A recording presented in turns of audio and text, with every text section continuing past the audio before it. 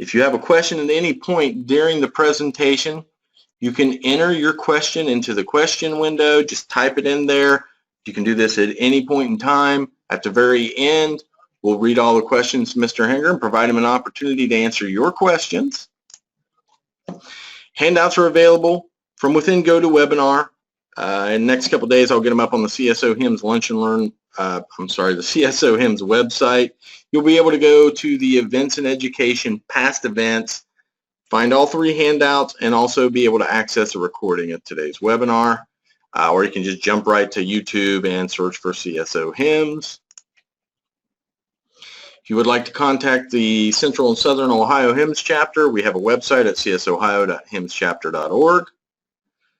You can email either csohio.president or csohio.info@himsschapter.org if you do have a question, you want more information, you'd like to be a speaker at an upcoming event, just any information at all, feel free to contact us.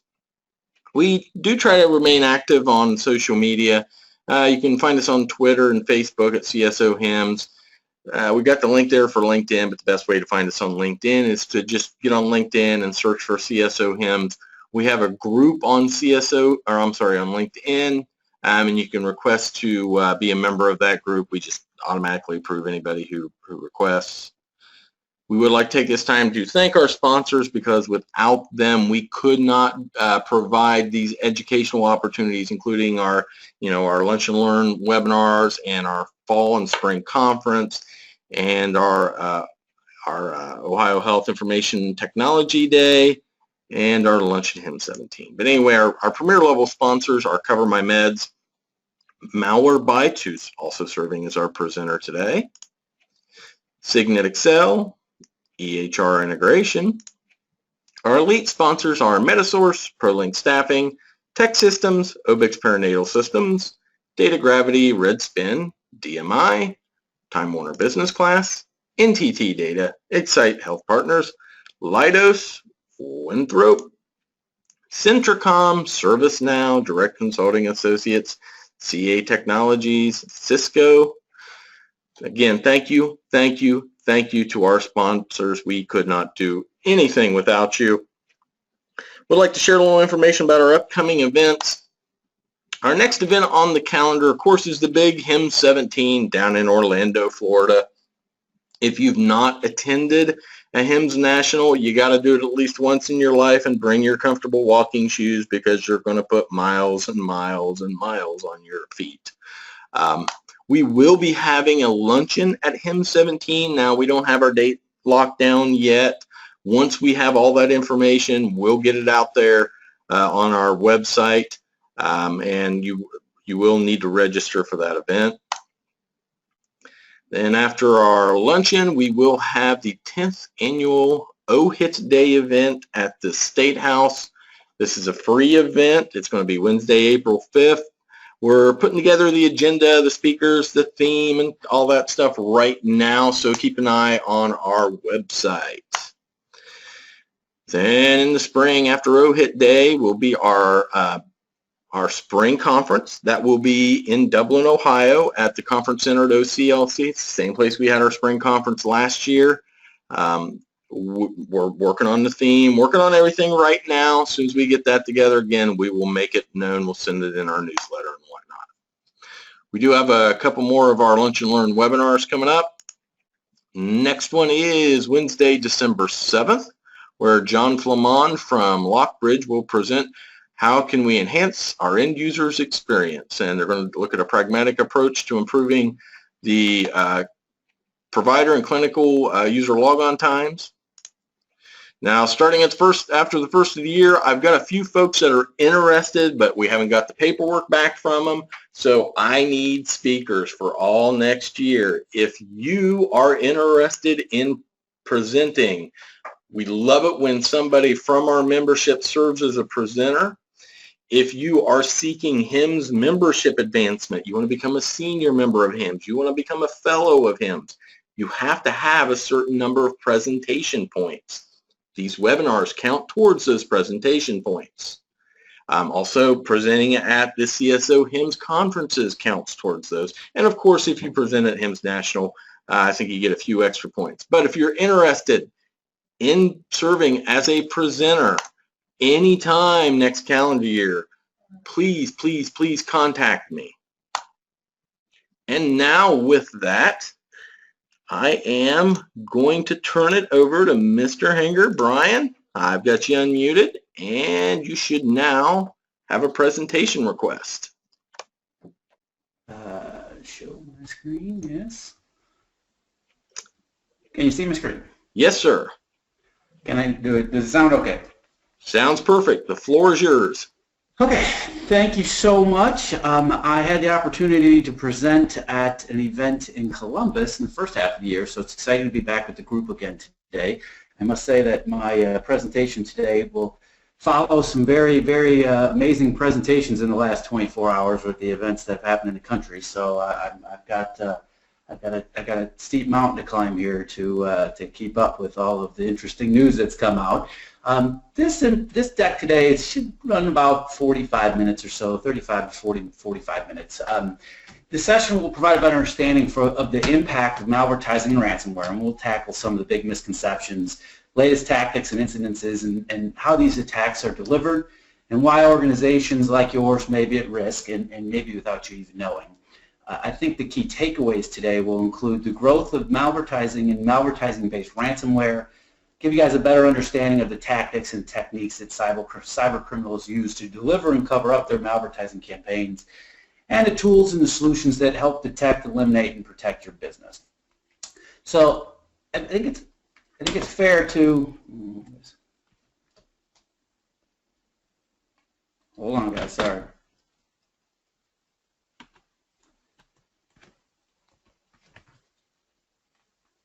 Guys, having a little technical difficulty here. Hold on for just a second.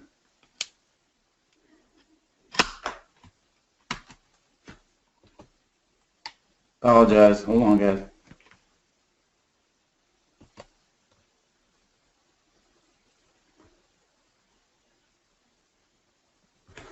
Little computer challenge here. Give me just 1 second, please. No problem. Brian, just so you know, we're seeing your overview slide right now. Yeah, I see it. For some reason, the system's not allowing me to advance the slide. Hold on for just a second.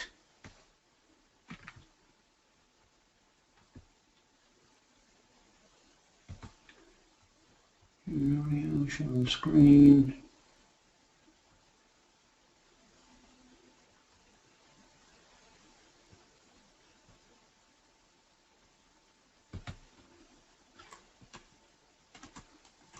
Uh-oh. Can you give me back control? Yes, sir. Sorry, guys. Let me see. I've got a... Actually, we still see your screen. You still have control. But if you'd like, I can try to, send it again. Just maybe it'll resolve these issues. So I'm going to make myself the presenter. Can you see my screen now? Oh, hold on. Let me make presenter again. All right, I sent you another sharing request. Okay, seem to be back in action here. Perfect.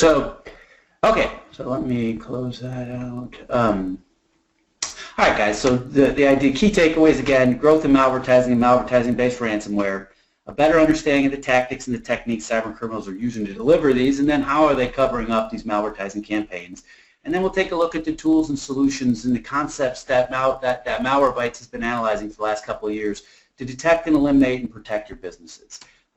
It's important probably to give you guys a quick understanding of what malvertising is. Basically, this presentation is broken up into 3 parts too. We'll first talk about the concepts of malvertising and really the underlying architecture of online advertising and its role with with the capabilities that the criminals are using to deliver malware and ransomware-based attacks. And then we'll kind of walk through some of the technical details of why it's possible, or what within online advertising makes it possible to even accomplish. And then we'll look at, in essence, what the main types of techniques that bad guys are using, or the main types of threats that bad guys are using to deliver via online advertising techniques, which today has commonly been in the ransomware family of attacks. And then we'll walk through at the end the whole process of how we have analyzed what companies, what our recommendations from our research are and what companies need to do to be able to detect and arrest the processes and then remove the instigating files from a ransomware attack and then remediate the damage that happens. So to start at the top, so malvertising is a reasonably new term. It's essentially malicious advertising is the use of online advertising to distribute malware and or scams with little or no user interaction required. And I think the key takeaway is the concept of little or no user interaction required. Your users can be using perfectly, normal websites, doing nothing wrong, following all of the latest best practices, and still can be victims of these types of attacks. It probably helps to give you guys a little background on where these attacks started from.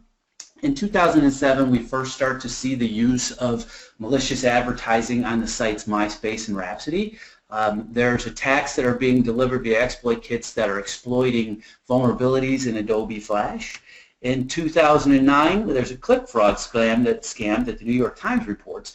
They actually pop a box up on their website that informs their readers or instructs their readers not to click on a pop-up box warning about a virus. It's an unauthorized ad that they're working to eliminate. I can tell you that the business of the New York Times is having a really bad day when they instruct their users to not click on their website. In 2011, Spotify reports that they've seen a 2.5-fold increase from the previous year of malicious ads that are being served from Spotify servers. The key takeaway, too, is these are the first threats that we see in the industry that require no user interaction whatsoever.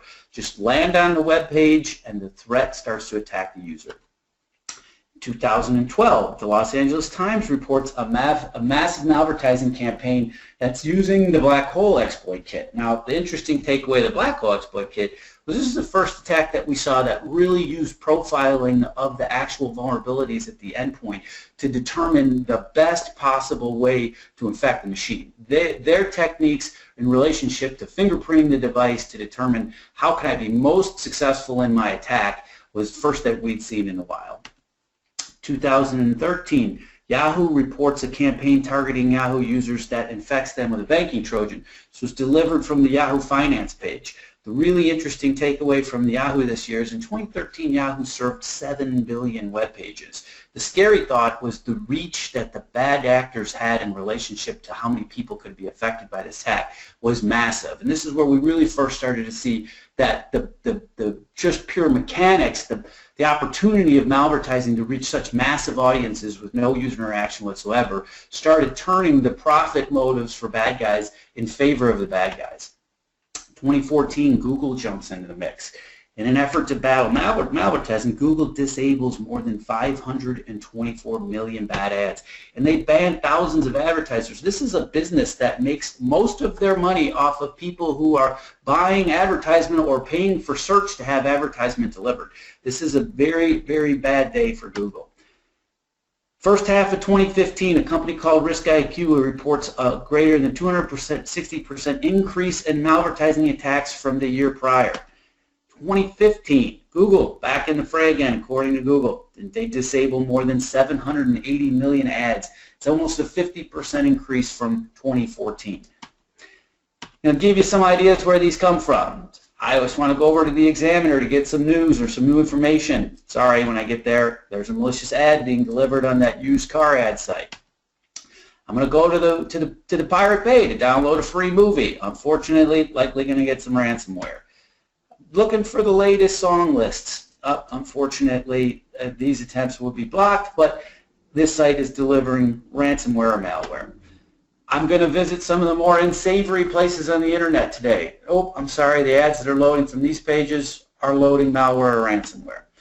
I go shopping for a new pair of boots. Unfortunately, I come home with malware or ransomware. You know, these attacks also aren't just targeting malware and ransomware. They also have scam element to them as well, too.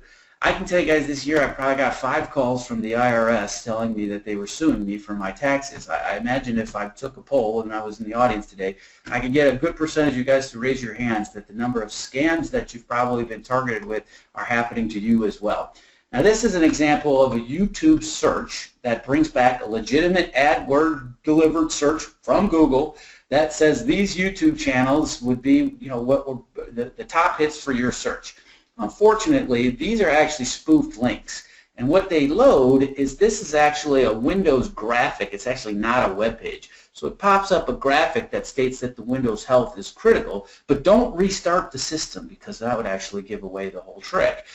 Please contact your Microsoft technician. These errors have just occurred. Now this has turned into a massive business in the United States today. We personally were a part of a case by the FTC that was brought to bring down several companies that are operating out of Florida that had thousands of people that worked in call centers making these calls. I thought that the really great takeaway of this is that they actually call their error, this error 333, a BSOD. Well, that's an acronym that the tech industry described, a blue screen of death. It would be really hard-pressed to see that Microsoft would name their critical failure and actually blue screen of death. So basically, there's a couple of dead giveaways that this was a scam. Essentially, though, all being delivered via the forms of malvertising type activity. So it's a good thing to step back right now. Let's take a look at how this works. So online advertising, we're not here to condemn it because it's actually a very, very positive thing for the economy, and it's something all of our businesses use, and it really has very much changed the way we sell products and goods and services. Essentially, the way it works is that advertisers sign up with advertising networks. Those advertising networks actually participate with what are called advertising exchanges. When you land on a web page, as your browser is loading the web page, essentially the requesting web server is asking for information from your browser. That information is fed back into the ad exchange. It's at that point, and by the way, this happens at millisecond times right now. So essentially, all of the information in your cookies, all kinds of different elements about who you are, what your user profiles are, where you've gone to, what places you've visited on the internet. It all is then put back into this ad exchange environment, where then the ad exchange offers it up for bid, where advertisers bid on it in real time. Now, giving you a good example, if I were to have visited a website in the last 24 hours, or if I were to search for shoes, and then I were to visit a web page, that information would be given back in the ad exchange. And say a site like Zappos might be willing to spend more to deliver an ad to me based upon the fact that in the last 24 hours I was interested in shoes. So effectively, the people who have the most interest in your profile are the people who will bid the most for that particular ad. Now the bad news about that is that same profile can be bid on by the bad actors. And often the bad actors will actually deliver decent ads or will kind of hide for a little while before they shift. So the same opportunity for the bad actor exists as for the good actor today. Some of the challenges, too, is that the advertising space is now being largely delivered programmatically. This exchange between ad exchanges and ad networks and real-time bidding is happening in millisecond times, and it's happening in terms of billions of impressions a day. Now, that's good for business, but it's also good for bad guys. So there's some pros and cons. Now, advertisers love this stuff because ads get displayed in real time. The idea that if I was, say, a sporting goods provider, I used to have to place my ads at sites that people will go look for sporting goods. I now don't have to do that. I can just pull the information from what your interests are, and then I can just display ads to you in real time based upon your interest. I can target ads to your user profile. And the beauty of it is I can get them seen by billions of people every day, and I can let partners of mine and third parties get involved, and we can all bid together to make our marketing efforts more effective. The bad news is this opens the door for some opportunistic attacks from the bad guys. And the malware authors can actually target specific user profiles as well. And then it gets really hard to find these guys because there's lots of complexity in this system, and then it gets really difficult to track down the offenders. So how do these bad actors get into these good websites, right? Like, essentially, Yahoo wasn't doing anything wrong. What allows them to compromise the system? Well, not all networks have strict criteria for their advertisers, and these impressions can go through multiple different hops and multiple different intermediaries. Sellers rarely know who the buyers are, and a lot of times these ad platforms allow people in really cheap. Let's take a look at that. So here's an example of how somebody might get their ad into an online ad network for a really cheap price. Here's a campaign run by Popcash. It's a very quick campaign approval. Your campaign can be on the air in less than 10 minutes. I would first caution you to see that then should be then, so they actually have a grammatical error in their very first offer. Advertisers, the minimum deposit is $5. Like, you can get a campaign up on the internet in $5. The likelihood that they're curating the content or really examining who the people are that are placing content into this actual network is probably pretty low. And then the third thing that I would point you to that would make me a little bit nervous, you can see they spelled referral wrong. So the likelihood that this is an offshore group that is doing this all programmatically, and they're doing very little to curate the content, is what allows a lot of these malware players or malvertisers to jump into the system. Often these ad networks are delivering content through legitimate websites. The legitimate websites don't even know this bad content is coming. So that leads us to some technical stuff. How does this all work? Well, let's take a look at using Adobe Flash to deliver exploits. So first, the thing you would have to understand is that Flash is ubiquitous. This is a plugin that renders graphics and animations in a very, very simple way, and it's used by millions, hundreds of millions, billions of people today. It's heavily used and trusted by the ad industry. Unfortunately, Flash has a lot of zero-day vulnerabilities that can be exploited. When the ad loads in the user's browser, it also loads the exploit. That's the concept of no user interaction whatsoever. Now, if we take a closer look, here's an ad that was for a Sparta video game. If I take a closer look at the actual exploit code, you can see in the actual exploit code that the bad guys are actually making fun of us white hats. They're calling out, we know that you're seeing this today. Now, the reason why Flash continues to be the flavor of choice for exploits is because the pure number of vulnerabilities that continue to grow. The bad guys continue to find zero-day vulnerabilities in Flash that no one else has seen, and they're able to hide their exploits and exploit vulnerabilities that no other detections are able to identify today. And as you can see, the number of vulnerabilities just continues to grow. So when we take a look at these ads and we take a look at what we can get back from it, in the beginning we used to be able to gain a lot of information, lots of useful information. We could understand where the domains were, or what the campaign IDs were, or the affiliate IDs. We could get the real-time buy info. We actually got the ad content. This let us, in lots of ways, start to reverse engineer the attack and understand how the bad guys were leveraging the vulnerabilities. Problem is that the bad guys then started to use SSL to obfuscate all that good data. So they just encrypted the data so that we couldn't actually see the data. So that led us to the idea of, okay, now how are the bad guys going to continue to try and hide themselves from us? So malware authors started using a technique called fingerprinting.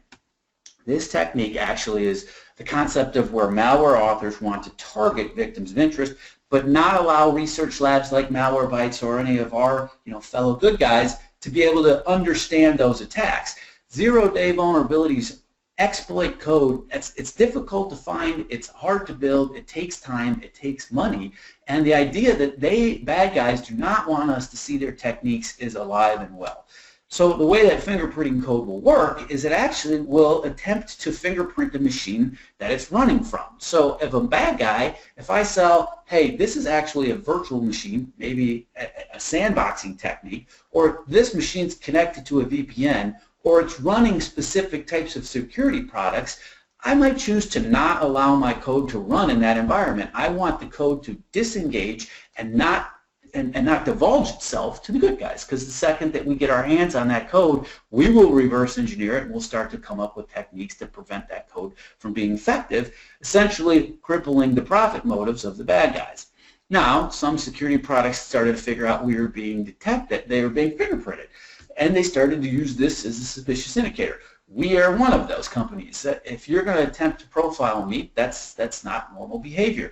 So bad guys started coming up with new ways of camouflaging your fingerprinting. So this cat and mouse game just continues. So here's a quick quiz for you today.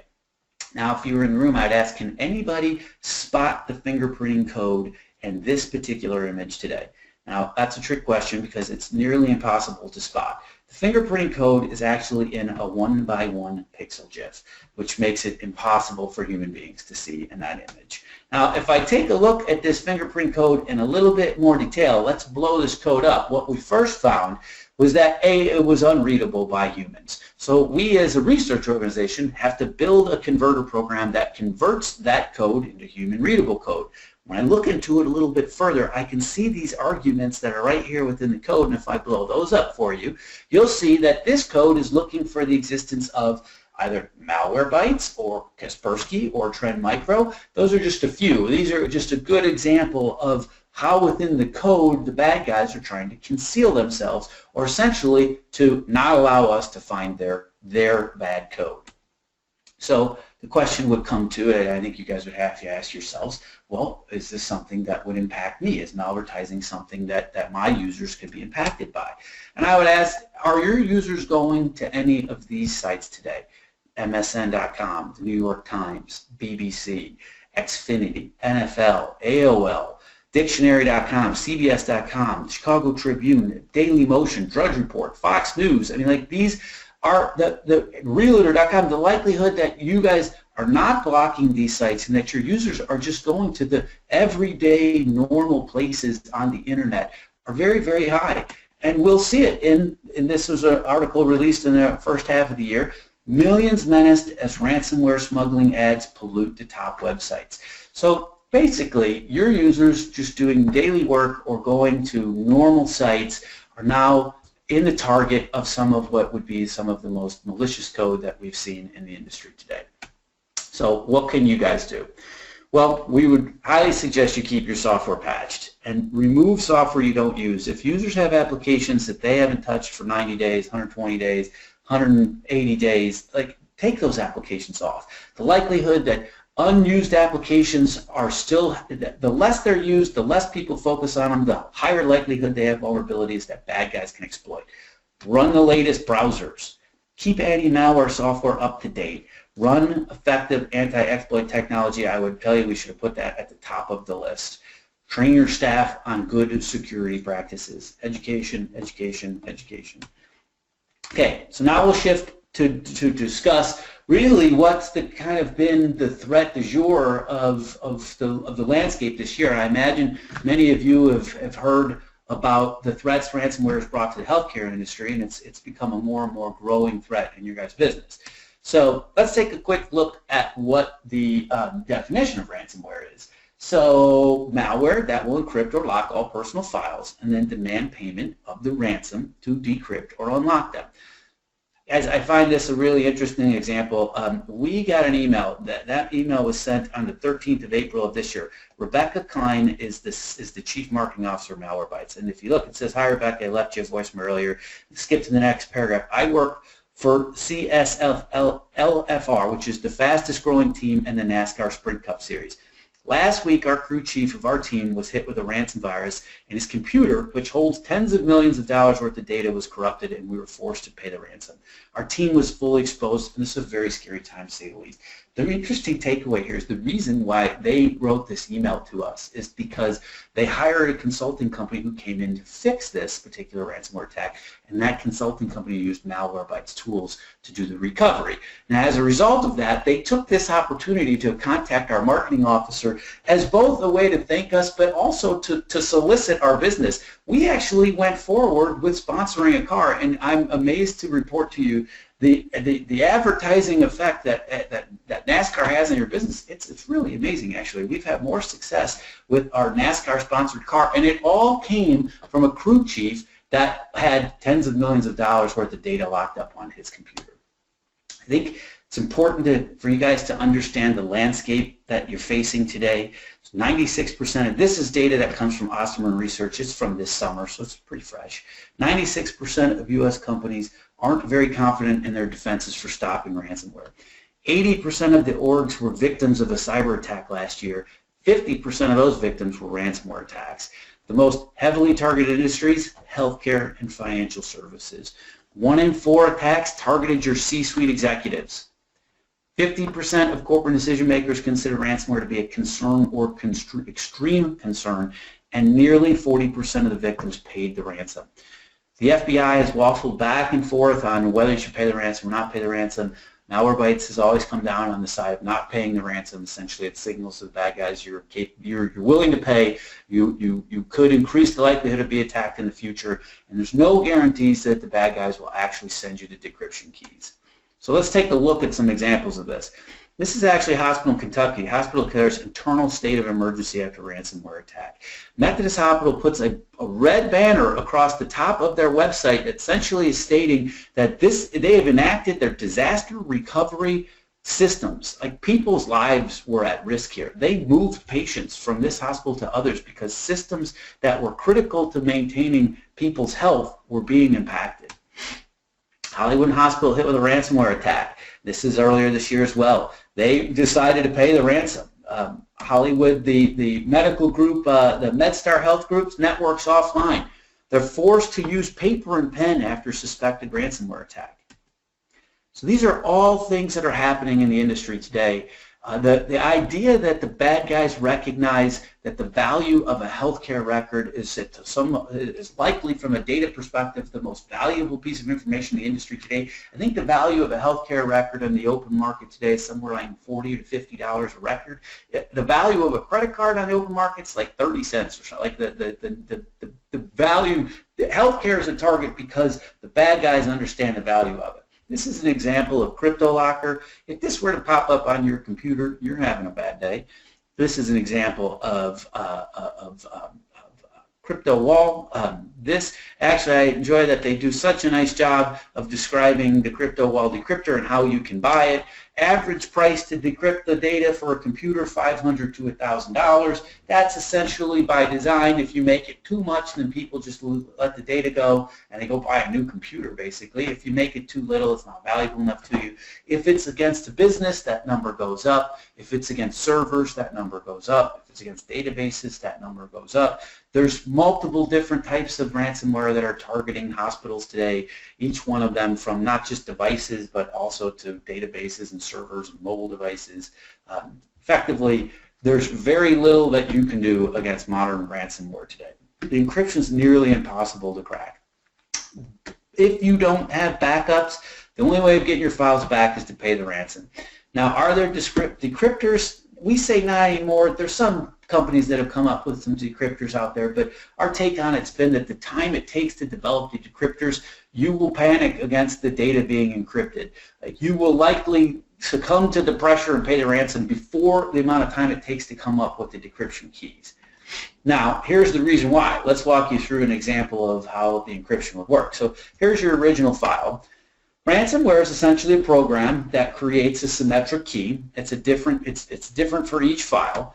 That key is then used to encrypt that file. Then after that happens, that ransomware program calls out to a public key server where it downloads an asymmetric key. That encryption key, that key is used then to encrypt the key that was the symmetric key for the file. So what you basically wind up with is an encrypted file and an encrypted key. So you have to actually crack two pieces of encryption to actually recover that data. And that's what makes it really, really difficult for companies to be able to get the decryption keys in a timely fashion. Okay, so the last 2 years, ransomware, give you a little quick history, it's not new actually. Ransomware is probably 10, 15 years old. There's examples that go back to the early 2000s. What made ransomware really, really possible today is the use of Bitcoin. The idea that the payment of the ransom is completely anonymous. If we could find, if Bitcoin wasn't anonymous, we would just go right to where the people are. They're trying to recover the money, and we'd arrest them at that point. So today, what our analysis has been is because of the anonymity of the actual ransomware author, and because of the use of Bitcoin to recover it, we've had to come up with new detection approaches as a way to be able to circumvent how ransomware works today. And for us, we've been analyzing this for the last 2 years, and we've really have been analyzing what are the best ways to deal with this. So essentially what we'll walk through from this point forward is the techniques or the concepts that which we believe are the best ways to approach ransomware within your environments today. It can be done with a lot of different tools. Like we're going to present the information in a way in which it is a concept and gives you an idea of what we believe are the most effective ways to identify ransomware, then to be able to arrest the processes that are happening, and then be able to remove and remediate the damage. So we look at this as a four-step process. First, you have to detect. So we have to constantly be looking for ransomware-like behaviors. When we see these, you need to be able to arrest that behavior. That means immediately halt the encryption process and then start the process of tracking down the ransomware and deleting it. After we've done that, and believe me, we're going to go into a little bit more detail about each one of these steps, the third, the hardest, then you can remediate the damage, which is essentially either restore any encrypted files from backups or, and then we describe this as usually now a process, or unfortunately pay the ransom. So let's take a look at this in a little greater detail. So step one, detecting the ransomware. Before I kind of bounce into this, I need to give you guys a little bit of a primer on how the Windows operating system works and why it's important in relationship to ransomware. So basically, Windows runs under this premise of processes and threads. A process is basically a program. Like Outlook is actually a process, or PowerPoint's a process. And you'll see in a minute that these processes are running threads. The threads are the code that essentially take the actions for the program. Those threads do lots of nice things that we call these good code. Like they may open a file, read a file, close a file, download something, maybe update the screen or wait for a keystroke. They're all the normal things that programs do, and the threads are the underlying engine that runs these programs or make them operate today. Now, the example that I would show you here is that some processes only have a few threads. Some processes have a lot of threads. So this was a screenshot just of a normal Outlook kind of, a normal program task manager day in my computer. And you can see that at any one given time, there's a whole bunch of threads and processes running on a given system. So what ransomware processes and threads do are very, very similar. Ransomware is a process and it has a thread. The problem is that the ransomware threads are bad code, as we would call them. Often these threads are attempting to find all your photos, encrypt them, rename them, destroy the originals. Find all your files, encrypt them, rename them, destroy the originals. Kill all your backups, kill all the restore points. So effectively, they're a program like any other program that you have running on your computer.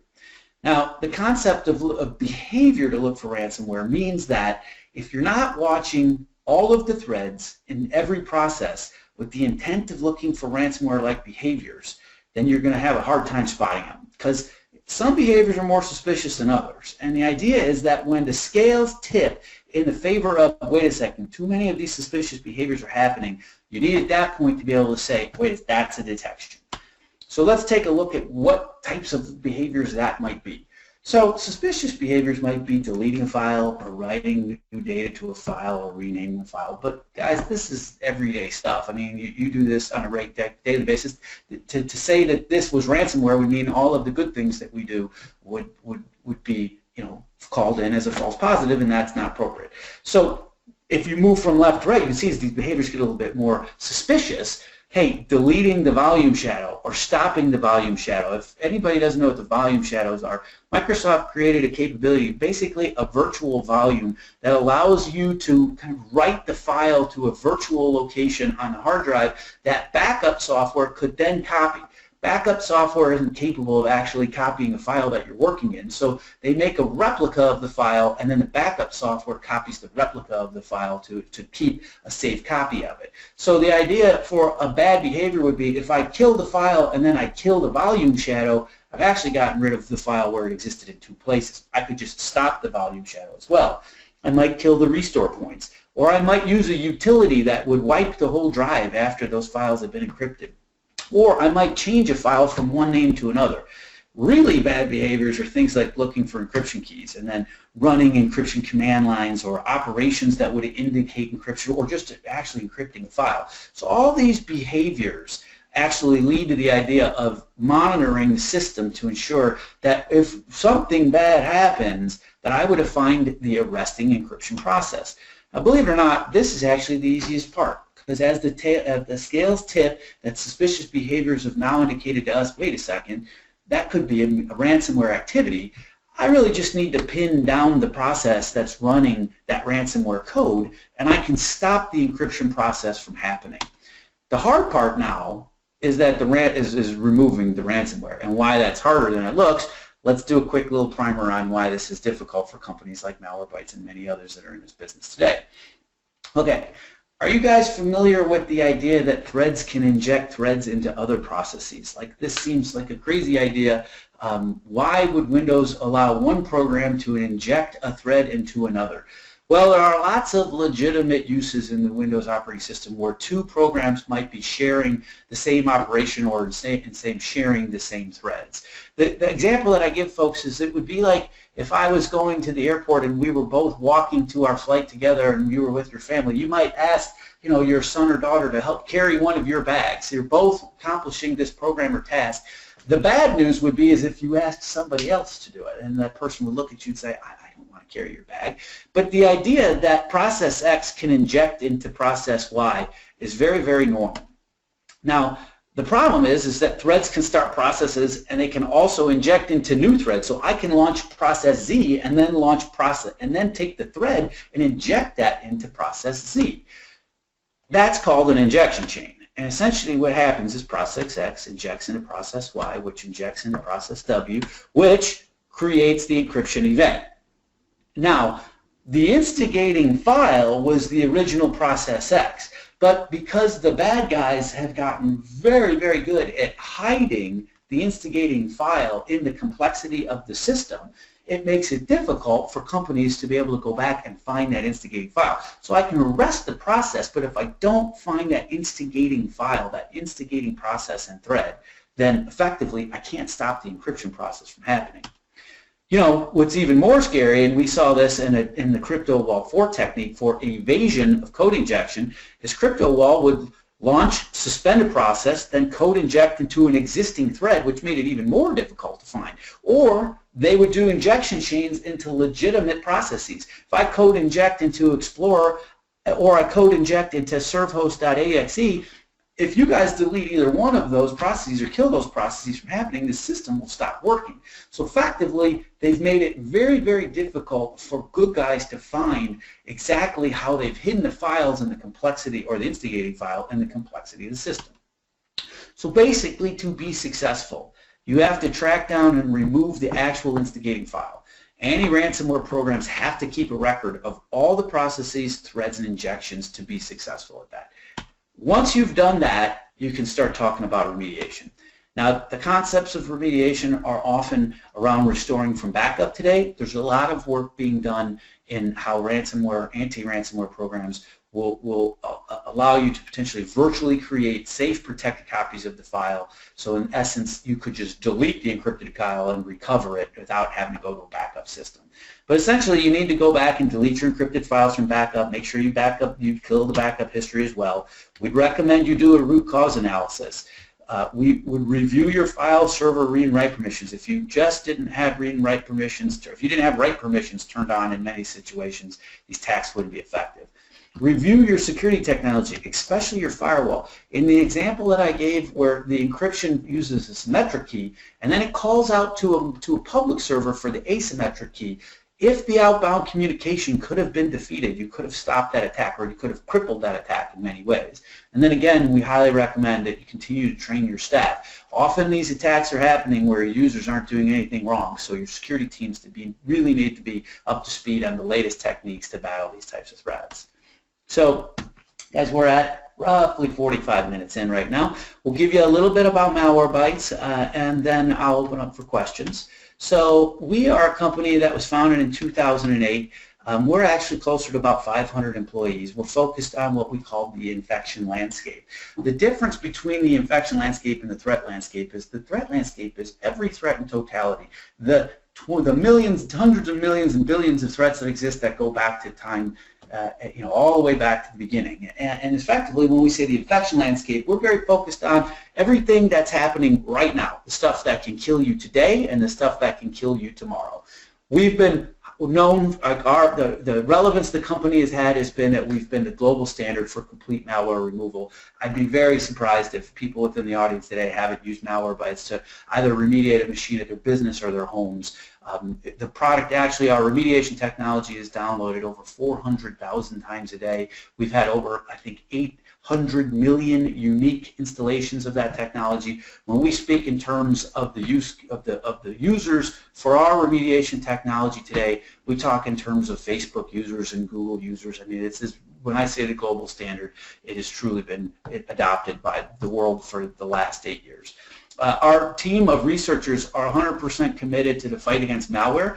We spend about $40 million a year on research and development. About 65% of that $40 million is spent on people in our threat intelligence and threat research labs. We believe that it takes really, really, really great, smart people and great technology combined to defeat extremely well-funded and smart bad guys. And we don't just do threat removal. Like what often people find after they've come and used that technology to do threat removal is they ask the next question, could you have prevented that threat? And the answer is yes. We have a whole set of tools that we'll discuss in a second that are built 100% around the idea of preventing those threats from happening, stopping the breaches before they impact your business. So today, trusted by millions. I like to point out that stat last year. This is a stat from 2015, 750,000 IT man hours saved. These are a couple of our customers. I would add Verizon, Accenture, I would add Nike. The list can go on. NBC, like I could keep going on and on and on. Threats blocked every hour, total number of endpoints that are protected. So we have a huge group of users that are constantly providing threat intel, telemetry data into our threat cloud. It provides us with incredible visibility into what's happening with the most advanced threats at the most immediate time. So this gives an example of why now, why us. This is a graph that kind of describes the level of risk that your organization would face at the 0-day point. As you move across from left to right, you can see that as the age of the threat gets older, the exposure to your business goes down. So the largest risk that you have is on the 0-day, and it's actually within the first few hours that the threat comes out. Traditional security tools actually will kind of kick in maybe a third of the way into the threat. There's a stat that we provide to people today that roughly 70% of existing endpoint security tools will miss the threats within the first few hours that they hit the internet today. Of the threats that they do identify, those research teams actually only respond to 4% of the malware threats that they get. That leaves an average dwell time of 200 days where security companies are falling short to address, or security teams are falling short to address those new threats. So our goal is to provide you protection at the very earliest time, delivering true 0-day protection that most endpoints can't deliver today. So how can Malwarebytes help? We make solutions that are multi-layer protection solutions for malware, and more specifically for today's presentation, ransomware. We are using a solution that we call Malwarebytes Endpoint Security. It's detecting and stopping advanced threats at every single stage of the attack chain. So the first thing we look for is if you're attempting to profile my application or an application in the system, if we see your fingerprinting attempts, we're going to kill those from happening. We use a signatureless, behavioral-based application technology to do that. Second is, where is it coming from? If you're trying to attempt to connect to inbound or outbound from malicious websites or phishing websites, we're just not going to allow that communications to happen. Third is, if you're attempting now to exploit the vulnerabilities that are in my applications, I'm going to use a behavioral approach that makes it impossible for the bad guys to use exploit kits to trigger vulnerabilities to deliver the ransomware or malware that they're attempting to use. If a file were attempted to run, if there was execution on the system, we're going to use advanced behavioral techniques to analyze what is anomalous about that file, and we're not going to allow it to execute.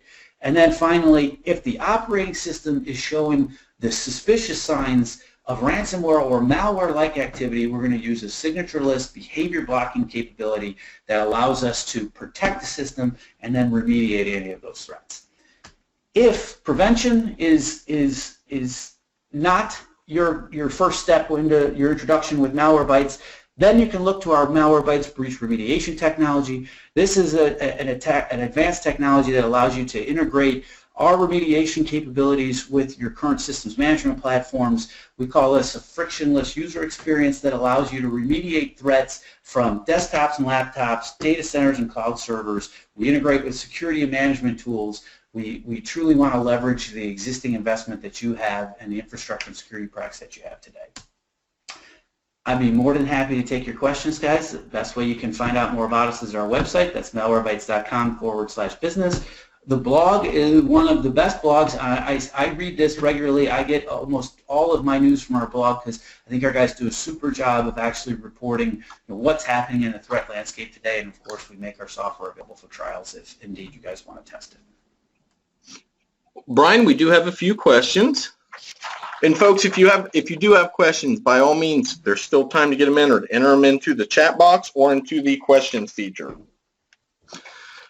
First question is, have you seen any ransomware with the ability to infect a Mac or a Linux computer? Yeah. I would say that the attack world in the Mac, or the malware world and the ransomware world in the Mac is growing. We continue to make solutions for the Mac world because we think that that's the next target. Earlier this year, there was a ransomware attack that was called Key Ranger that was quietly added to the Mac's anti-malware solution engines because researchers found that the bad guys had figured out how to build code that could lock up files on a Mac operating system. So it's early days in the Mac world right now, but ransomware exists for Mac, and the number of threats that are growing from a malware-related perspective for Macs is on the rise today. And what about the Linux side? We haven't seen as much on the Linux side. It's likely coming, but today, largely the focus has been more, really all highly targeted towards Windows, and Mac is maybe, it's like probably 99% Windows and 1% Mac, Unix, Linux types of environments. But no, our personal research is we've not seen a lot of Linux. Okay. Next question is, would an ad blocker that just blocks all ads from Google, YouTube, and other streams just serve as another means for blocking the malvertising and the delivery of malware? It certainly is helpful. Malwarebytes just made an acquisition of a company called Adware Remover that was one of the most widely used adware removal tools in the business. We continue to see the use of adware blockers as an effective measure to cover at least one of the threat exposures of the online advertising delivery of exploits. Okay, and the next question, I'm going to proceed it with no names, please, but have you heard of any healthcare organizations in Ohio that were actually impacted by ransomware that in fact did pay the ransom? I have personally been involved with some companies that have had to deal with malware or ransomware attacks in Ohio. They did not disclose to me whether they paid it. I can tell you the way that we were brought to the situation is, like many companies, they went to our removal techniques. They wanted to use our software to help do the remediation after the fact, and it was in that engagement that they then asked us to come in and be a part of the incident response process. So I can't specifically divulge the names, and I can't say for sure they paid it, but I certainly am participating in attacks that are happening in Ohio. Yeah, I can tell you, and the work that I do with hospitals and organizations across the state, I do know of one that actually cut a check. And of course, the first thing that happened, and I believe you alluded to this, is the organization was immediately received a request for more money. So they ended up, they wrote one big check, they were asked for another, they said no, and so they got nothing out of it.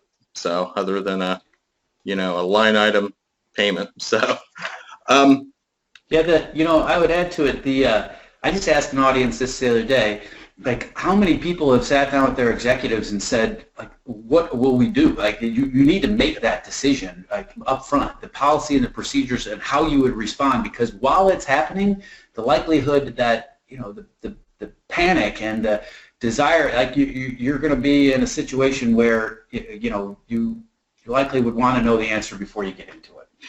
And that's true, because a lot of organizations have went through a business continuity planning. If we get hit by a tornado, if there's a plague, if the zombie apocalypse happens tomorrow, a lot of those do put in downtime. But yeah, I believe organization should take the time in that process to say, okay, we get hit by ransomware tomorrow, what do we do? So that's a great suggestion. Last question we have is, does Malwarebytes play nice with other endpoint security solutions, let's say a Symantec or a McAfee?